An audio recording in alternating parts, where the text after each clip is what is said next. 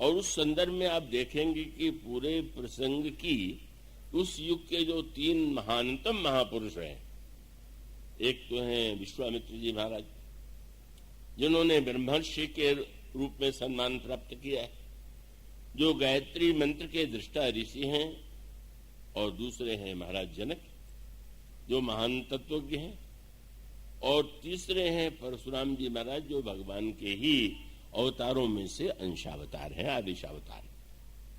अब आप इस देखेंगे कि इस यात्रा में एक अनोखी यात्रा है, जिस तीनों इस यात्रा में समर्पण का क्रम जो है, महाराज महर्षि विश्वामित्र का समर्पण, महाराज जनक का समर्पण, भगवान परशुराम का समर्पण, और इस तरह से समर्पणों की इस क्रम भूमि में यह विवाह संपन्न होता है। इसका मूल मंत्र है कि अंततो गत्वा व्यक्ति के जीवन में जो केवल अधिकार और भोग की वृत्ति है, उसके स्थान पर जब उस समर्पण की वृत्ति का उदय होता है, तब वो धन्य हो जाता है। तो विश्वामित्र जी कितने महान थे, सारा पुराण उनकी कथाओं से भरा हुआ, पर उन महानताओं के साथ उनके जीवन में अनेक विसंगतियां हैं, दोष भी हैं, और वो दोष भी बड़े प्रबल हैं। किंतु यह अनोखी बात है, उसको पुनः दोहराना आवश्यक नहीं है। जो पीछे घटनाएं सुना मैं चुका हूं। उसके बाद विश्वामित्र जी आज याचक बन करके, मांगने वाले बन करके, अब विश्वामित्र जी महाराज इतने ऊंचे वो हो गए हैं कि वो देने देने वाले। सब लोग आते हैं, आशीर्वाद दीजिए, वरदान दीजिए, जो मांगता है उससे देते हैं, लेकिन आज वो देने वाले के रूप में नहीं आए। उन्होंने महाराज दशरथ से ये कहा कि मैं देने के लिए नहीं आया, वो तब मैं जांचन आया इंद्रपतो ही, मैं तुमसे मांगने आया। वो चकित हो गए विश्वामित्र जी, और मांगने आवे, बड़े प्रसन्न हो गए। महाराज तो नई बात है, इतिहास बदल सा गया।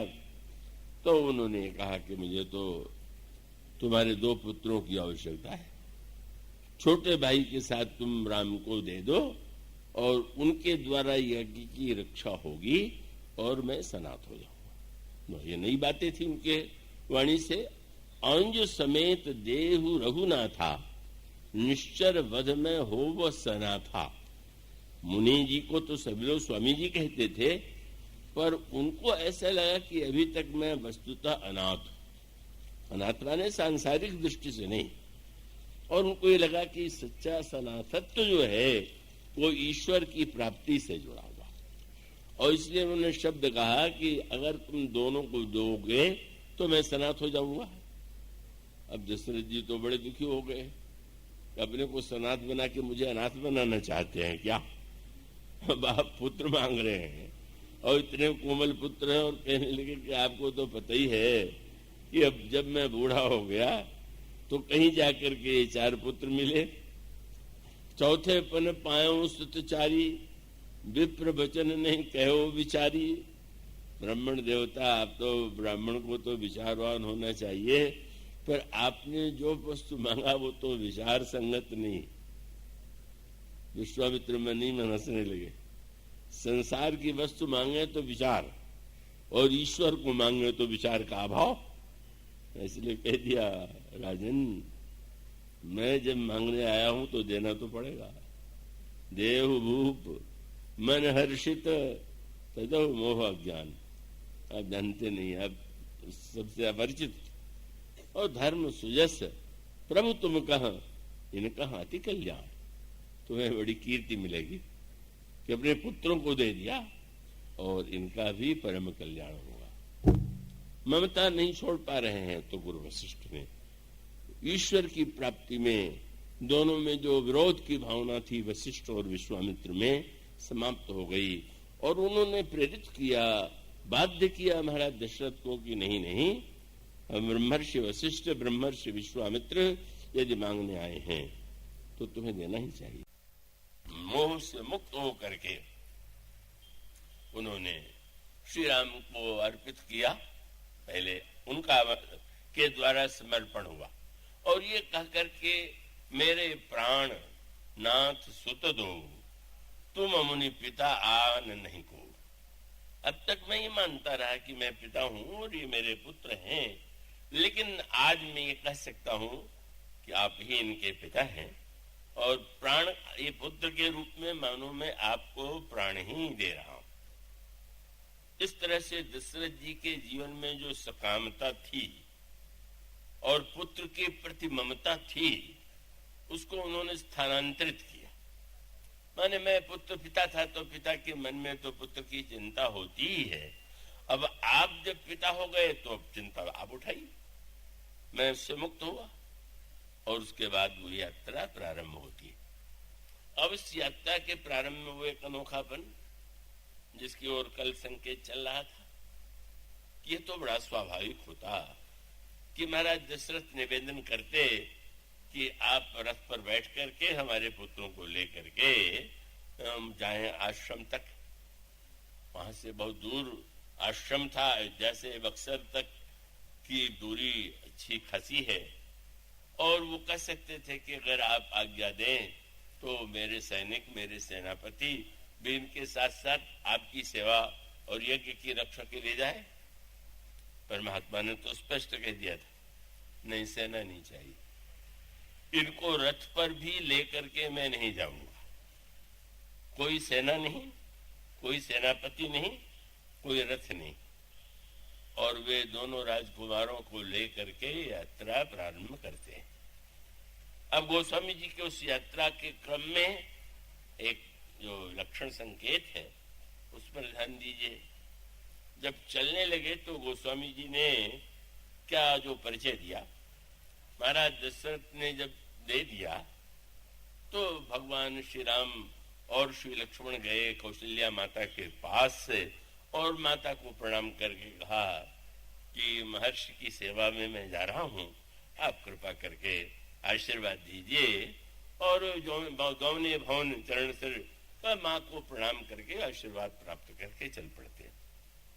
अब वहां पर गोस्वामी जी यह बताना चाहते कि रथ पर बैठ करके जाने का अर्थ जो था, भौतिक अर्थों में रथ नहीं था, पर आध्यात्मिक अर्थों में भगवान राम की ये यात्रा वह रथ यात्रा है कि जिस रथ की आवश्यकता व्यक्ति को जीवन में होनी चाहिए और उसी रथ पर बैठ करके वो सही अर्थों में का आगे क्रमशः अपने लक्ष्य की ओर बढ़ सकता है। अब वहां जो शब्दावली है वह क्या है? पुरुष सिंह दो वीर हरस चले मुनि भय हरण। दोनों पुरुष सिंह हैं, दोनों वीर हैं और हर्षित होकर के मुनि का भय दूर करने के लिए जा रहे हैं। पुरुष सिंह दो वीर हरस चले मुनि भय हरण कृपा सिंधु। वो साक्षात कृपा के समुद्र है। रघुवीर कृपा सिंधु मति धीर, भगवान बड़े ही मति धीर हैं, कृपा सिंधु हैं। और फिर अंतिम वाक्य दार्शनिक कर दिया, क्या अखिल विश्व कारण कर्ण। अब और तो विशेषण ऐसे हैं, सिंह हैं, वीर हैं और मुनि का भय दूर करने जा रहे हैं, कृपा के समुद्र हैं, धैर्यशालिनी बुद्धि है, ये गुण तो स्पष्ट है। पर एक वाक्य जोड़ करके उसको तुरंत ये कहते हैं, हाँ व्यवहारिक अर्थों में इन गुणों का बड़ा महत्व है, पर वस्तुतः ये जो यात्रा है यह अखिल विश्व कारण कर्ण। वस्तु के निर्माण में दो वस्तुएं होती हैं, कारण और कर्ण। जैसे एक कुम्हार जब घड़ा बनाने चलेगा तो घड़ा बनाने के लिए प्रस्तुत हुआ, पर घड़े के लिए मिट्टी भी तो चाहिए और मिट्टी के द्वारा ही तो मानो अगर निर्माता कुम्हार जो है कारण है तो मिट्टी कर्ण है। अब यह जो विश्व का निर्माण हुआ ये गोस्वामी जी की एक विशेष विलक्षणता है कि वो बहुत सीधी बात कहते कहते भी जिन लोगों की और उसको गहराई से समझने की इच्छा होती है उनको वो संकेत देते चलते। जिनको उनमें रुचि नहीं है वो वैसे उसको पढ़ करके उसी रूप में उसको ले लेते हैं। उनका ये जो जा रहे हैं ये कौन है? कारण और कर्ण दोनों है। और इसका अर्थ बहुत उसको विस्तार दूं तो शायद कई लोगों के लिए क्लिष्ट अधिक हो जाएगा, पर इसका अभिप्राय है कि जब कोई कुम्हार बनाने चलता है तो मिट्टी है या वो चाक है और उसके द्वारा उसमें निर्माण की कला है, लेकिन जब वह इस स्थिति की आप एक कल्पना कीजिए कि जब कुछ नहीं था, ऐसा जब कुछ नहीं था तो उसके बाद जो संसार बना होगा वहां कोई पदार्थ तो था ही नहीं, और पदार्थ नहीं था तो उसने इतने बड़े ब्रह्मांड का इस संसार का निर्माण कैसे किया? तो उत्तर दिया गया कि संसार में बनाने वाला उसको कारण चाहिए और वो कारण है, लेकिन यह जो ईश्वर है कारण भी है और कारण भी है। उसको समझाने के लिए कोई व्यवहारिक दृष्टांत नहीं मिला, तो बड़ा प्रसिद्ध मंत्र है जिसमें मकड़ी का दृष्टांत दिया गया है। आपने देखा हो मकड़ी का जाला बड़ा एक कलात्मक जाला होता है, बुना हुआ। पर जैसे आप जाल बुनना चाहे तो आपको रेशमी धागा चाहिए या सूती धागा चाहिए, फिर कला से आप निर्माण करें। पर मकड़ी जो इस जाले का निर्माण करती है उसके लिए जो पदार्थ है वो कहां से लाती है? तो अपने शरीर से ही वो उस धागे को भी बना लेती है और उसी से उसका निर्माण करती है। तो ईश्वर के विषय में कोई पूरा दृष्टांत तो नहीं मिल सकता, लेकिन वेद मंत्रों का यथोर्ण नाभिम श्रीते गृह्णते च, जैसे मकड़ी स्वयं अपने आप से उस जाले को बनाती और समेटती है, इसी प्रकार से ब्रह्म ने स्वयं ही कारण और कर्ण के रूप में इस सृष्टि को बनाया। और बनाने के लिए जिस पदार्थ का प्रयोग हुआ कोई बहिरंग पदार्थ नहीं था, स्वयं वही कारण भी है और स्वयं वही कर्ण भी है। और उसको और अंतरंग में एक सूत्र है, और वो सूत्र ये है कि भगवान जब मनु के सामने आप प्रकट होते हैं तो सीता जी का परिचय जिन शब्दों में दिया उसमें भी वही दार्शनिकता है। क्या भगवान कहते आदि शक्ति जेहि जग उपजाया, ये वो आदि शक्ति हैं जो संसार का निर्माण करने वाली, सो अवतरी मोरी हमाया। तो उनका परिचय दे रहे हैं कि यह संसार का निर्माण करने वाली। और अगर आप लक्ष्मण जी की वंदना पढ़ेंगे, साधारणतः लोग पढ़ना तो नहीं चाहते, घबराते भी हैं कि ये सब बड़ी विचित्र बातें हैं। एक आध सज्जन ने कहा कल की कथा कैसी लगी मेरी कथा सुनने वाले श्रोता से? बोले कल तो कथा सिर के ऊपर से निकल गई। मैंने समझ में नहीं आया कि तो सिर के ऊपर से निकलने वाली बात उसको जरा से नीचे कर लीजिए तो सिर में बैठ जाएगी, वो कोई ऐसी बात नहीं। अब लक्ष्मण जी की वंदना पढ़िए तो लक्ष्मण जी की वंदना में क्या कहते हैं? बंदो लक्ष्मण पद जल जाता, शीतल सुभग भगत सुख दाता। लक्ष्मण जी बड़े शीतल हैं, बड़े सुंदर हैं, भक्तों को सुख देने वाले। और रघुपति कीरति विमल पताका, दंड समान भयउ जस जाखा। भगवान की कीर्ति पताका के लिए जिनका चरित्र और जीवन डंडे के समान बना वो लक्ष्मण जी। ये तो एक उनके व्यवहारिक चरित्र के लिए, अब उसको दार्शनिक रूप दे दिया। अब वो शब्द बड़े अनोखे हैं। ये कौन है? बोले शेष। वस्तुतः ये शेष है, और उसके साथ साथ अवतार में तो एक सिर दिखाई देता है, शेष के तो 1000 सिर माने जाते हैं। तो उनका कि शेष सहस्त्र शीर्ष, ये 1000 सिर वाले शेष है। और उसके साथ साथ एक शब्द और आप आ जाएंगे, फिर वही शेष सहस्त्र शीर्ष जग कारण, संसार के ये कारण। अब आपने देखा सीता जी सृष्टि का निर्माण करने वाली हैं, ऐसा कह करके मनुष्य परिचय दे रहे हैं। और गोस्वामी जी जब लक्ष्मण जी की वंदना कर रहे हैं तो वंदना करते हुए कहते हैं कि ये संसार के कारण है और भगवान श्री राम कारण कर रहे हैं। अब इस यात्रा में इन तीनों का सामंजस्य है और सामंजस्य इस रूप में है कि भगवान राम और श्री लक्ष्मण जा रहे हैं और वहां पर जनकपुर में सीता जी विद्यमान हैं और तीनों को ही सृष्टि के सृजन से जोड़ा गया। भगवान सृष्टि निर्माता है, स्थूल भाषा है, माया शक्ति के द्वारा उनका निर्माण होता है, दूसरी भाषा है। लक्ष्मण जी के कारण, सृष्टि के कारण है, तीसरी भाषा है।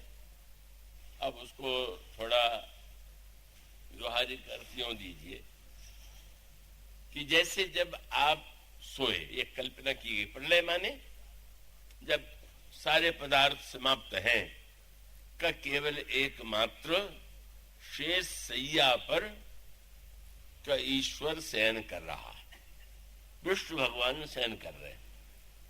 शेष इसमें गोस्वामी जी कहते हैं वो शेष। तो शेष शब्द का बड़ा व्यापक अर्थ है, पर सरल गणित का अर्थ यही है कि गणित में जब गुणा भाग का गणित सिखाया जाता है, कोई अंक के बाद एक अंक दिया गया, इससे भाग दो, और भाग देने के बाद अंक, और फिर जिसके द्वारा भाग दिया गया वह है विभाजक, और जब भाग देने की ओर दाहिनी ओर में जो अंक लिखा गया वो है लब्धि, और अंत में काटने के बाद जो बच जाएगा उसको कहेंगे ये शेष। हिंदी भाषा में इसको इसी रूप में ही प्रस्तुत किया जाता है। तो इसका अभिप्राय है शेष माने प्रलय हो गया तो अब कुछ नहीं है, बोले कुछ नहीं है पर शेष तो है, इसीलिए तो आया है ना। जब परशुराम जी महाराज ने ये कहा कि ये लड़का मुझसे ऐसी ठिठाई से बोल रहा है, लेकिन क्या बता मैं, फरसा उन्होंने उठा लिया पर हाथ चला ही नहीं। बहाई न हाथ धैर्य छाती, भाग कुठार कुंठित पगाती। इतने राजाओं का वध करने वाला कुठार आज क्या हो गया, कैसे कुंठित हो गया, ये चल क्यों नहीं रहा है। तो श्री लक्ष्मण जी ने सुना, साधारण दृष्टि से तो छोटी अवस्था के बालक जैसे हैं किशोर, पर आंतरिक दृष्टि से तो सहस्त्र शीर्ष है। तो सहस्त्र शीर्ष और शेष है। तो लक्ष्मण जी ने हंस के मन में सोचा कि आप हर्षे के द्वारा तो उनको अपराधी मानते हैं, उन्होंने धनुष तोड़ा तो उनका सिर काटना चाहते हैं, और मैं आपकी बातों का उत्तर दे रहा हूं तो आप मेरा सिर काटना चाहते हैं। पर अब फरसा लगता है आपकी अपेक्षा अधिक गणित जानता, इसीलिए वो आगे नहीं बढ़ रहा। क्यों? श्री राम का परिचय क्या है? बोले ज्ञान अखंड, जिसका खंड न हो सके तो फरसे के द्वारा तो खंड किया जाता है। आप अखंड को खंड करना चाहे तो फरसा कहेगा महाराज अखंड में खंड कैसे हो, वो तो अखंड होगा ही नहीं। और आप यदि मेरा सिर काटना चाहते हैं तो कटने के बाद जो बचता है वो शेष है, वो तो कभी कटता नहीं। तो आप अखंड को काटना चाहें और शेष को काटना चाहें तो उसका अर्थ है कि आप हम दोनों को पहचान नहीं पाए। और उसका सांकेतिक अर्थ यह था कि ये जो क्रमिक संकेत था उसका अभिप्राय, उसका तात्पर्य यह है कि यह जो निरूपण है इसका अर्थ यह है, जैसे एक दृष्टांत आप अपना ले लीजिए। आपके जीवन में नित्य प्रलय होता है, प्रलय की चर्चा अखबारों में बहुत आती रहती है, इस तारीख को होगा, उस तारीख को होगा, इस वर्ष होगा। वो प्रलय उसकी बात तो कब कही जाती है, वो सब बातें व्यर्थ सी है। पर हमारे आपके जीवन में एक प्रलय जो है वो तो रोज होता है, नित्य होता है। और प्रलय माने जब आप गहरी नींद में सो गए तो कुछ तो नहीं है, न आपको अपने नाम का ज्ञान है, न जाति का पता है, न कुल का, न संबंध का, तो कुछ नहीं उस समय है, वही है प्रलय। अब प्रलय काल में आप जब सो गए तो निश्चिंतता पूर्वक क्यों सो जाते हैं? क्योंकि आपको ये विश्वास है कि बाद में उठ जाएंगे। ये पता चल जाए कि सो ही रह जाएंगे तो शायद नींद आने बड़ा कठिन हो जाए। यूं कई लोग सोए सोए भी सोए रह जाते हैं। लेकिन व्यक्ति इसीलिए कि ठीक है अभी हम सो रहे हैं तो प्रलय के बाद फिर सृष्टि होगी। अब आप देखिए कैसे सृष्टि बनती है फिर से। जब आप सोने लगते हैं तो आपके मन में एक बात आती है, वो कौन है? कि प्रातः काल 4 बजे, 5 बजे, 6 बजे या 8 बजे तक सोने वाले हो तो आजकल 8 बजे भी आप सोचेंगे कि हम सोएं। अब वो जो जिसको समय कहते हैं काल, आप सो गए पर समय जग रहा है। कई बार लोग कहते हैं कि बस वो मैं सोच के सोया और अचानक, कई लोग कहते हैं हमने तकिए से कह दिया। आप तकिए से कहिए चाहे न कहिए, आप सोच लेते हैं और आपकी नींद खुल जाती है। वो जगाने वाला कौन है? वही काल। और यही शेष तत्व काल, सबके बाद जो बचा हुआ है, विष्णु सो रहे हैं और शेष जग रहे हैं। ईश्वर ने सुषुप्ति का रूप स्वीकार किया है, अज्ञानमय सुषुप्ति नहीं, ज्ञानमयी सुषुप्ति, दिव्य सत्वमयी सुषुप्ति। और उस समय जो शेष भगवान है वो जागृत है, वो चैतन्य है। और इसलिए अब संसार कैसे बनेगा?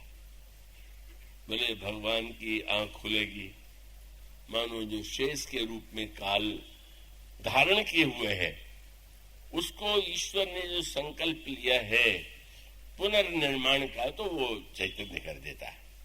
और अब आप जिस समय जगते हैं तो आप में जितनी विशेषताएं हैं, रात में गहरी नींद में तो कोई उसका प्राकट्य नहीं होता, पर वो सारी शक्तियां आप में तो सोई रहती है। चाहे आप बुद्धिमान हैं, गणितज्ञ हैं, प्रवचन करने वाले हैं, अथवा विद्वान हैं, शिक्षक हैं, वो सारी शक्तियां आप में ही समाई हुई। और आप जगे और जगने के बाद उन शक्तियों का उसके द्वारा ही आपका सारा व्यवहार चला।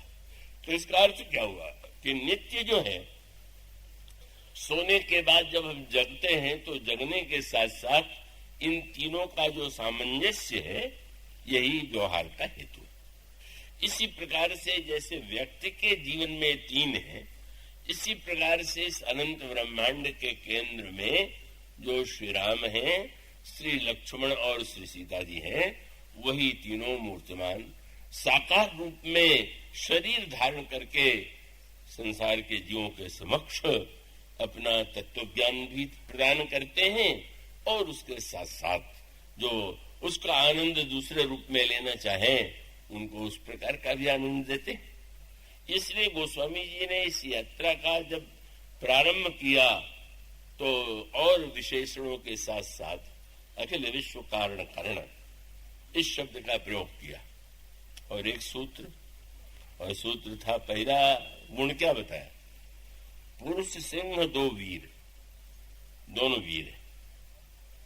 अब इसको आप जब धर्मरथ से आप जोड़ेंगे लंका कांड में विजय के लिए, तो वहां पर भगवान धर्मरथ का जो वर्णन करते हैं उसमें सबसे पहले शौर्य का वर्णन करते हैं। सौरज धीरज तेरथ चाका, इस दोहे में पहली पंक्ति में वीरता की ओर संकेत है और पंक्ति के दोहे के अगले भाग में धीरता की ओर संकेत है। पुरुष सिंह 2 वीर, हर्ष चले मुन भय हरण, कृपा सिंधु मति धीर, अखिल विश्व कारण करण। धीर और वीर, शौर्य और धैर्य, यही आगे की यात्रा का जब पहिया चलेगा तो आप चलेंगे उस पर रथ पर बैठे हुए। पर प्रारंभ कहां से किया गया? 2 वीर वीर है। और विवाह प्रसंग समाप्त कहां हुआ? धनुष टूटा। जनकपुर में विवाह की विधि संपन्न हुई, अयोध्या लौट करके आए। अब गोस्वामी जी इसका जो समापन करते हैं इस प्रसंग का, वो किस प्रसंग से करते हैं? सिय रघुवीर विवाह, जय सप्रेम गावहि सुनहि, तिन कहा सदा उत्साह, मंगलायतन राम रस। ये वीर शब्द जो है पुरुष संग दो वीर से प्रारंभ हुआ और विवाह ऋषि रघुवीर विवाह। इस तरह से इस वीर शब्द के अंतराल में ही सारा संदर्भ संकेत छिपा हुआ है। अब उसको क्रम से अगर आप देखना चाहें तो क्या पूरा होने का प्रश्न ही नहीं है, वो तो अनंत है। तो उस समय गोस्वामी जी सबसे पहले श्री राम की वीरता की ओर संकेत करते हैं और वीरता के साथ साथ कृपा का संकेत करते हैं, क्योंकि उन्होंने उन्हें सिंह बता दिया। और सिंह शब्द की जो व्युत्पत्ति है, जिसको हमारे यहाँ नैऋत्य व्युत्पत्ति कहते हैं, वह हिंस से सिंह बना। हिंसक जो है वो सिंह है, प्रहार करने वाला, आक्रमण करने वाला। तो अब सिंह श्री राम को कह दें तो हिंसा, कठोरता है। और उनका ये सिंह तो है पर कृपा सिंधु भी। जो सांसारिक सिंह है वो हिंसक तो है, कृपा किसी पर नहीं करता, पर ये ऐसा अनोखा सिंह है कि जो कृपा का समुद्र भी है। और पहली जो यात्रा का श्री गणेश हुआ, रथ आगे बढ़ा, आंतरिक सद्गुणों का रथ, बाहरी रथ नहीं।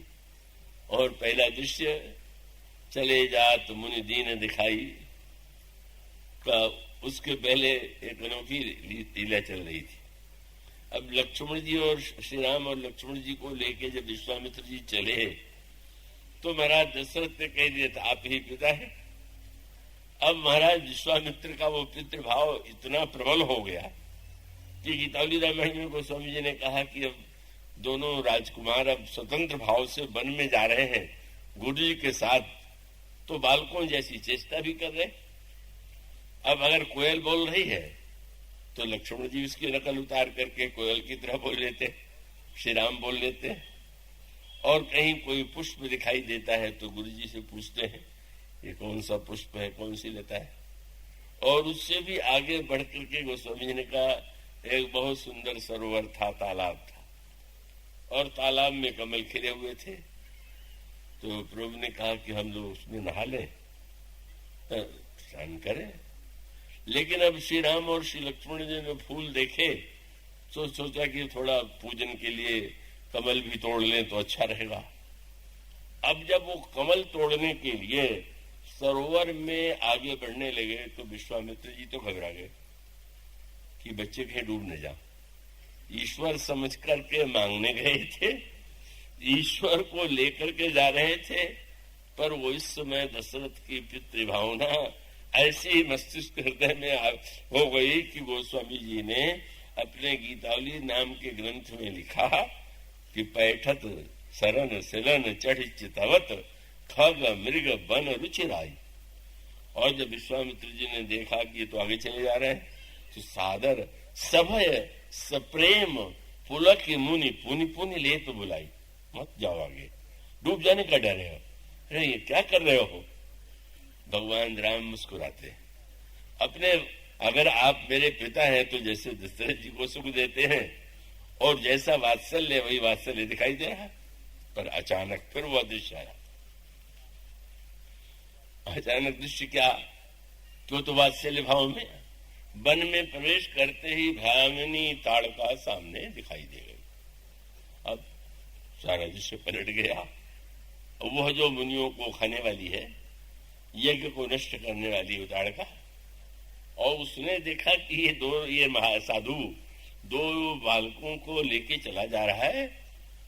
तो प्रभु ने पूछा महाराज ये कौन है? हमने कहा यही वो ताड़का है, इसके और उसके बेटों के कारण ही यज्ञ पूरा नहीं होता।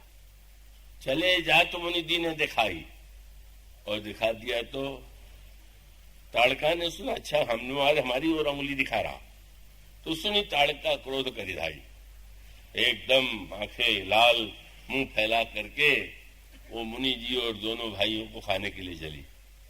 और तब वो दृश्य आया, बात्सल्य की लीला पूरी हो गई। अब एक ही बाण प्राण हरीना, धनुष पर बाण चढ़ा, बाण ताड़का को लगा और मृत हो गई। सिंह ने सिंहत्व कहा, वीर ने वीरत्व का परिचय दिया, पर सिंह के साथ तो कृपा सिंधु भी है। इसलिए अगला वाक्य क्या है?